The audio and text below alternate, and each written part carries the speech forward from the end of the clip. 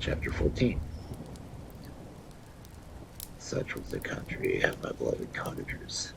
It impressed me deeply. I learned from the views of social life which it developed to admire their virtues and to deprecate the vices of mankind.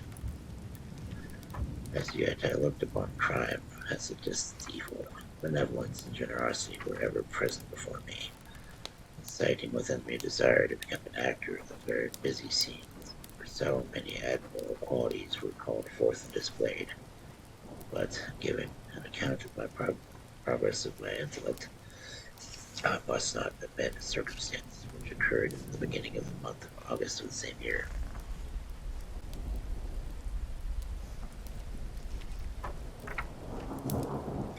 One night, during my accustomed visit to the neighboring wood, where I collected my own food and brought some firing for my protectors, I found on the ground a leathern purple tube containing several articles of dress and some books.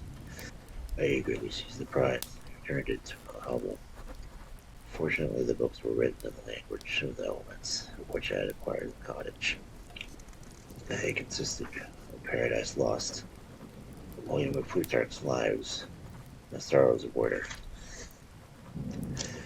The possession of these great treasures gave me extreme delight. I now continually studied and exercised my own mind upon these histories, whilst my friends were employed in their ordinary occupations. I can hardly describe to you the effect of these books. They produced in me an infinity of new images and feelings, which sometimes raised me to ecstasy, more frequently sunk me into the lowest dejection. And The Sorrows of Order, besides the interest of its simple and affecting story, so many opinions were canvassed, and so many lights thrown upon what had hitherto been obscure subjects, that I found it a never-ending source of speculation and astonishment. The gentle and domestic manners it described,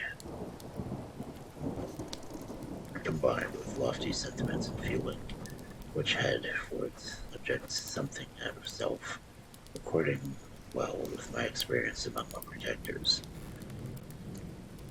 and with the wants which were ever alive in my own bosom. But I thought Warner himself a more divine being than I had ever beheld or imagined. His character contained no pretension, but a sanctity. Disquisitions upon death and suicide were calculated to fill me with wonder.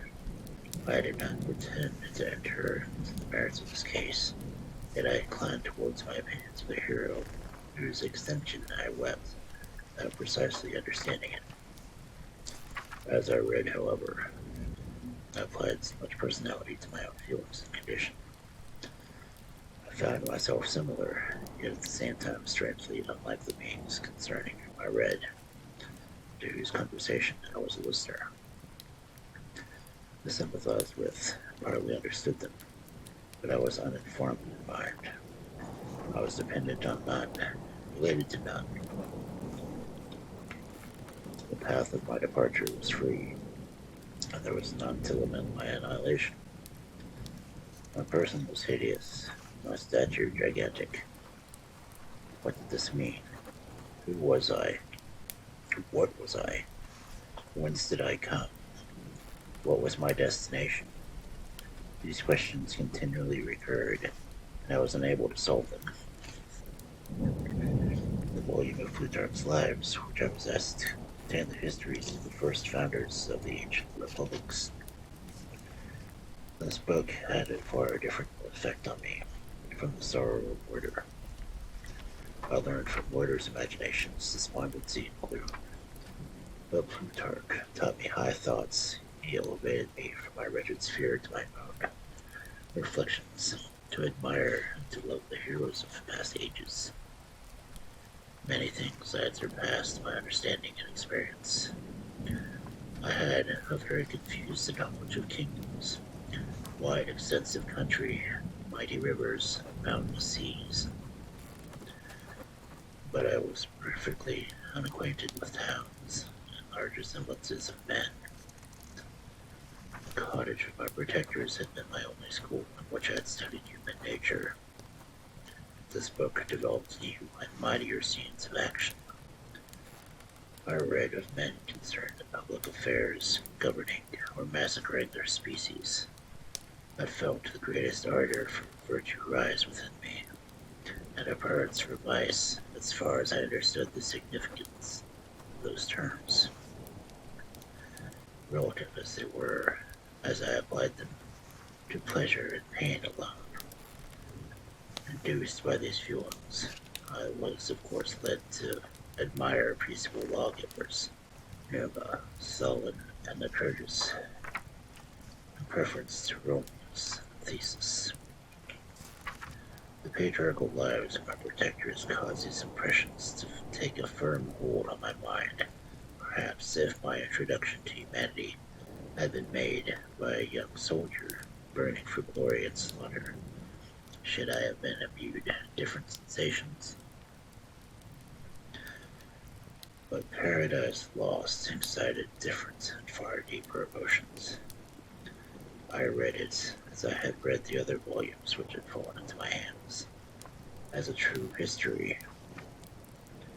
It moved every feeling of wonder and awe at the picture of an omnipotent God warring over and warring with his creatures was capable of exciting. I often referred to several situations, such as their similarity struck me to my own. Like Adam, I was created separately, united by no link to any other being in existence, but his state was far different from mine in every other aspect. He had come forth in the hands of God, a perfect creature, happy and prosperous, guarded by the special care of his creator. He was allowed to converse with and acquire knowledge from beings of a superior nature. But I was wretched, hopeless, and alone. Many times I considered Satan as the fitter of my condition, for often, like him, when I viewed the bliss of my protectors, the bitter gall of envy rose within me. Another circumstance strengthened and confirmed these feelings. Soon after my arrival in the hovel, I discovered some papers in the pocket of the dress which I had taken from near the laboratory. First, I had neglected them, but now I was able to decipher these characters in which they were written. I began to study them with diligence. It was your journal of the 4 months that preceded my creation. You minutely described in these papers every step you took, progress of your work. This history was mingled with accounts of domestic occurrences. You doubtless recollect these papers. Here they are. Everything is related in them which bears reference to my accursed origin. The whole detail of that series of disgusting circumstances which produced it is set in view. The minutest description of my odious and loathsome person is given, and language which painted your own horrors and rendered mine ineffable. I sickened as I read.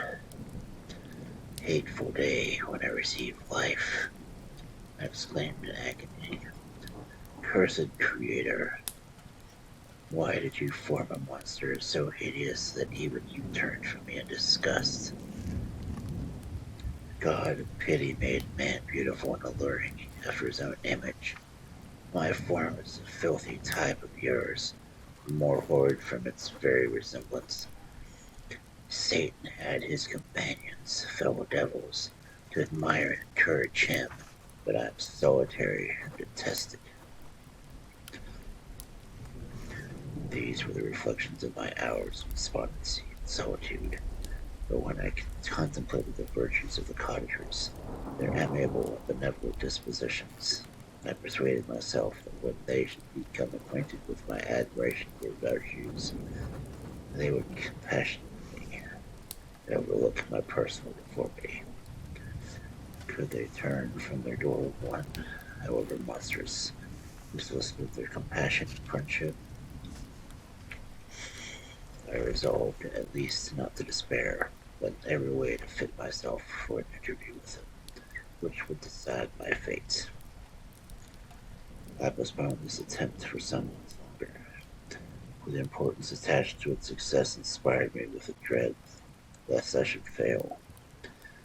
Besides, I found that my understanding improved so much with every day's experience that I was unwilling to commence this undertaking until a few more months should have aided my wisdom. Several changes in the meantime took place in the cottage.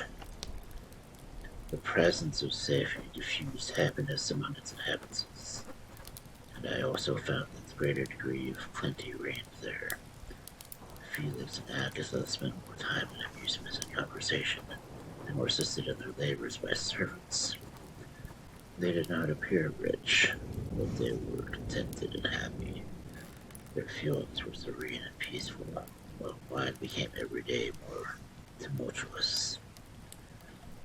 Increase of knowledge only discovered to me more clearly what a wretched outcast I was. I cherished hope, it is true, but it vanished when I beheld my person reflected in the water, or my shadow in the moonshine, even as a frail image in considerate shade. I endeavored to crush these fears and to fortify myself for the trial which it was a few months. I resolved to undergo, and sometimes I allowed my thoughts, unchecked by reason, to ramble in the fields of paradise, and dared to fancy amiable and lovely creatures sympathizing with my feelings and sharing my gloom. Their angelic countenances breathed smiles of consolation. But it was all a dream. No Eve soothed my sorrows or shared my thoughts. I was alone. I remembered Adam's supplication to his creator. But where was mine? He had abandoned me, and in the bitterness of my heart, I cursed him. Autumn passed thus. I saw with surprise and grief the leaves decay and fall, and nature again resumed the barren and bleak appearance that it had worn when I first beheld the woods and the lovely moon. Yet I did not heed the bleakness of the weather. I was better fitted in my conformation with endurance, cold and heat. But my chief delights were the sights of flowers, birds, and all the gay apparel of summer. Those who deserted me, I turned with more attention towards the cottagers. Their happiness was not decreased by the absence of summer. They loved and sympathized with each other, and their joys, depending on each other, not troubled when the casualties took place around them. I saw more of them, the greater became my desire to claim their protection and kindness. My heart yearned to be known and loved by these amiable creatures. To see those whose looks returned towards me with affection was the utmost limit of my ambition. I dared not think they would turn me from them with disdain and horror. But before they stopped at their door were never given way. I stood true, greater treasures, little food or rest. I required kindness, sympathy, but I did not believe myself utterly unworthy of it. The winter advanced. An entire revolution of my seasons had taken place since I awoke into life. My attention at this time was solely directed toward my plans of introducing myself to the cottage of my protectors. I revolved many projects, but that on which I finally was affixed to, enter the dwelling where the blind old man should be alone. I had sagacity enough to discover that the unnatural hideousness of my person was the chief object of horror with those who had formerly beheld me. My voice, although harsh, was nothing terrible at it. I thought, therefore, that if, in the absence of his children, I might gain the goodwill and meditation of old De Lacy, I might, by his means, be tolerated by my younger projectors. One day, when the sun shone on the red leaves that strewed the ground, I diffused cheerfulness, though I denied warmth. Sapphy, Agatha, and Felix departed on a long country walk, and the old man, at his own desire, was left alone in the cottage. When his children had departed, he took up his guitar and played several mournful, sweet airs, more sweet and mournful than I had ever heard him play before. His first countenance was illuminated by pleasure, but as he continued, thoughtfulness and sadness succeeded. At length, laying aside the instrument, he sat absorbed in reflection. My heart beat quick. This was the hour and moment of trial, which would decide my hopes or realize my fears. The servants were gone to a neighboring fair. All was silent in and around the cottage. It was an excellent opportunity. And when I proceeded to execute my plan, my limbs failed me. I sunk into the ground. Again I rose, exerting all the firmness of which I could muster. I removed the planks in which I had placed before my hovel to conceal my retreat. The fresh air revived me, and with renewed determination I approached the door of the cottage. I knocked. "Who is there?" said the old man. "Come in." I entered. "Pardon this intrusion," said I. "I'm a traveler in want of rest. You would greatly oblige me if you would allow me to remain a few moments before your fire." "Enter," said DeLacy, "and I will try in what manner I can relieve your wants. But unfortunately, my children are from home, and I am blind. I'm afraid I shall find it difficult to procure food for you." "Do not trouble yourself, my kind host. I have food. There is warmth and rest only that I need." I sat down, and silence ensued. I knew that every minute was precious to me, yet I remained irresolute in what manner to commence the interview. The old man addressed me. "My language, stranger. I suppose you are my countryman. Are you French?" "No, but I was educated by a French family. I understood that language only. I am now going to claim to the protection of some friends whom I sincerely love, for those whose favor I hope to have hopes." "Are these Germans?" "No, they are French. But let us change the subject, for I am unfortunate, deserted creature. I look around, and I have no relation or friend upon earth. These amiable people to whom I have never seen me, and who know little of me. I am full of fears, for if I fail here, I am outcast in the world forever. In despair, the kindness is indeed to be unfortunate. The hearts of men, unprejudiced by any other self-interest, full of brotherly love and charity. Rely, therefore, on your hopes. If these friends are good and amiable, do not despair. They are kind. They are most excellent creatures in this world. But unfortunately, they are prejudiced against me. I have good disposition. My life has been hitherto harmless, but in some degree beneficial. But a fatal prejudice clouds their eyes, and were they not to see the field kind friend, they behold only a detestable monster. That is indeed unfortunate, but if you are really blameless, cannot you undeceive them? I have to undertake that task, and it is on the account that I feel so many overwhelming terrors. I tenderly love these friends. I have, unknown to them, been for many months in the habits of daily kindness towards them, but they believe that I wish to injure them, and by that prejudice, which I wish to overcome. Where do these friends reside? Near the spot. The old man paused, and then continued. If you will unreservedly confide me the particulars of your tale, I perhaps may be of some use in see for them. I am blind and cannot judge your countenance, but there is something in your words which persuades me that you are sincere. I am poor and in exile, but it will afford me true pleasure to be in any way serviceable to a human creature. Excellent man, I thank you. Accept your generous offer. You raised me from the dust by this kindness, and I trust that, by your aid, I shall not be driven from the society and sympathy of your fellow creatures. Heaven forbid, even if you are really criminal, for that can only drive you to desperation. Do not instigate you to virtue. I also am unfortunate. I and my family have been condemned, although innocent. Judge, therefore, if I do not feel your misfortunes.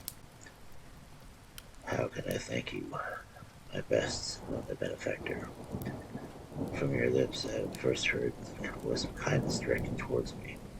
I shall be forever grateful, and your present humanity assures me of success with those friends whom I am on the point of meeting. May I know the names and residence of your friend? I paused at this. I thought was a moment of decision. I struggled vainly for firmness sufficient to answer, but the effort destroyed all my remaining strength. I sank in the chair and sobbed aloud. At that moment I heard steps of my younger protectors. I had not a moment to lose, but seized the old man by the hand, cried, "Now is the time. Save and protect me. You and your family are the friends whom I seek. Do not desert me in the hour of trial." "Great God!" exclaimed the old man. "Who are you?" At that instant the cottage door was opened, and Felix, Safi, and Agatha entered. Who can describe their horror and consternation beholding me? Agatha fainted. Safi, unable to attend to her friend, rushed out of the cottage. Felix started forward, and the supernatural force tore me from his father, whose knees I clung. In a transport of fury, he dashed me to the ground and struck me violently with a stick. I could have torn him limb from limb as a lion rends an antelope, but my heart sunk within me as with bitter sickness, and I refrained. I saw him on the point of repeating his blows, overcome by pain and anguish. I quitted the cottage, and the general tumult escaped unperceived to my hovel.